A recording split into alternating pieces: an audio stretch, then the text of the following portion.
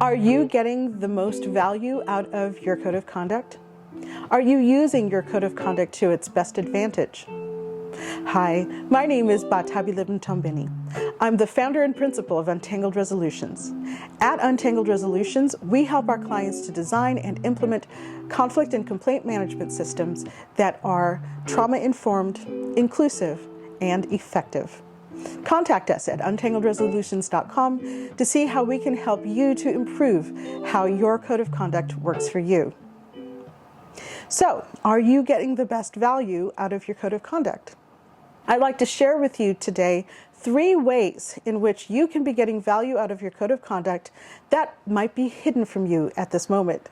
The first example of value that you might not be recognizing in your code of conduct is that your code of conduct allows you to address behavior that is not perhaps prohibited by law. Let me give you an example. Part of my work is as an organizational ombudsperson. And in our field, a person who comes to an ombudsperson for help is called a visitor. One day I received a visitor who was really despondent and desperate. This person was on the job market and needed a letter of recommendation. Getting the letter of recommendation was not the issue. The problem was that the person who was most appropriate to give a letter of recommendation insisted on using this person's birth name, even though this person was transgender and had legally changed their name to align with their gender identity. I did some research and discovered that there were no laws, no policies that required anybody to address an individual by their name of choice, by the name that aligned with their gender identity. A code of conduct can give you the opportunity to establish in your organization an expectation of respect for people's preferred gender pronouns and to use the names that they have chosen to align with their identity. So there is an example of a way in which your code of conduct can bring greater value to your organization that you might not be recognizing. A second way in which a code of conduct can give the potential for value that you might not be recognizing is that through a code of conduct, you can address harm even when there isn't proof of the harm.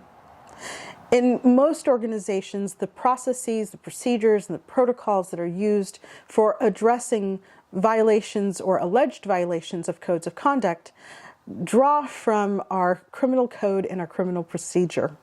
And in those paradigms, proof is required in order to address harm. In other words, in order for there to be a response to harm, an institutional response to harm, there must be proof that the harm occurred.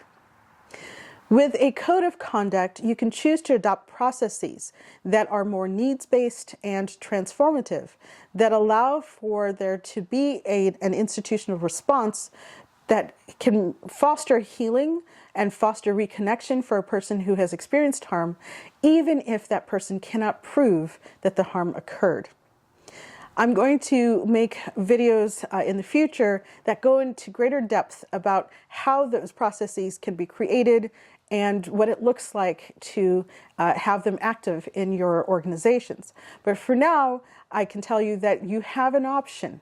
You have numerous options, actually, that allow you to create processes and protocols that can allow for addressing harm even when there isn't proof that the harm occurred. The third potential source of value from your code of conduct that you might not be recognizing is the potential to use processes that actually encourage people to take accountability for their behavior. When you have a code of conduct, you also have the opportunity to adopt processes that allow for the person who is being held accountable to experience care, to have their dignity honored, and to experience growth and reconnection within the organization, even when they are the ones who have created harm.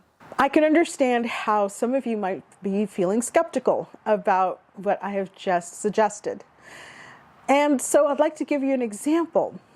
In addition to being an organizational ombudsperson, I'm also a mediator. And for quite some time, I was on the roster of mediators for the Civilian Complaint Review Board in New York City.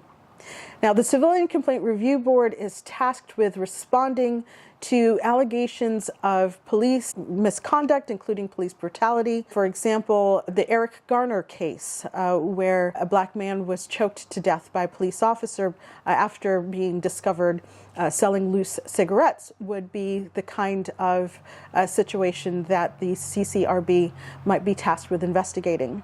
But the CCRB also responds to any claims of misconduct by the police, including incivility or other behavior that is vexing to the civilian, but perhaps doesn't rise to the level of clear abuse. Those cases are deemed appropriate for mediation, and so if the civilian chooses, they can choose to mediate with a police officer, and I was on the roster of mediation providers for that purpose. And what would happen is that, the police officer would come in and the civilian would come in and sit across the table from each other. And the one thing the civilian wanted was an apology, a demand for an apology, and actually an acknowledgement by the police officer of having harmed them. Now, the last thing that the police officer wanted to do was to agree to that. They were not going to agree that they had done anything wrong, and they were not going to agree that they should apologize. But as we go through an interest and needs-based process of mediation, where I hear the stories from each person and they get to hear each other's stories, often we're able to discover where it is that things went wrong. We set up an opportunity for each person to acknowledge contribution if that's appropriate, and most of the time, I will say about maybe 98%, and I'm not kidding here, 98% of the time, the civilian and the police officer were able to recognize what went wrong and to be able to apologize to each other. It wasn't always a situation where the harm went one way. But then in those situations where the harm did go one way, because the police officer felt that they were being heard as well, they were more open to acknowledging what they had done wrong and to apologizing for it. When people are placed in stressful situations, which is often what happens in adversarial processes, when you're placed in a stressful situation, in your brain is what's called the limbic system, and it is what is meant to protect you from harm. When you see something that you see as threatening, your limbic system jumps into action, and the responses of the limbic system and your amygdala in particular, which is a particular part of your brain, is fight, flight, freeze, and appease. And I know many of you who are watching this video are familiar with that, right? The response to threat. Well, when a person is operating from a place of response to threat, they're not really able to think in ways of nuance and strategy and seeing things in the complexity of a situation. It is one way or the other. And generally speaking, they're very much on the defensive, and they're not going to be in a place where they can feel safe acknowledging what they have done and apologizing for it.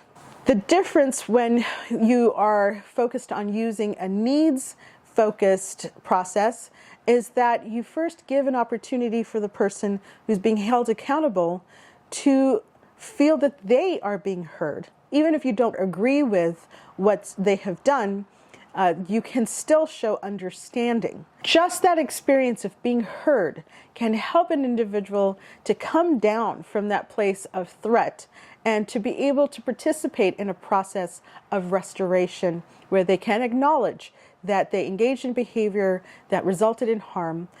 They can express regret for that, and then they can participate in figuring out how they were going to participate in restoring. I know I've said participate quite a bit here, but they can help to participate in restoring the other person to their place of well-being.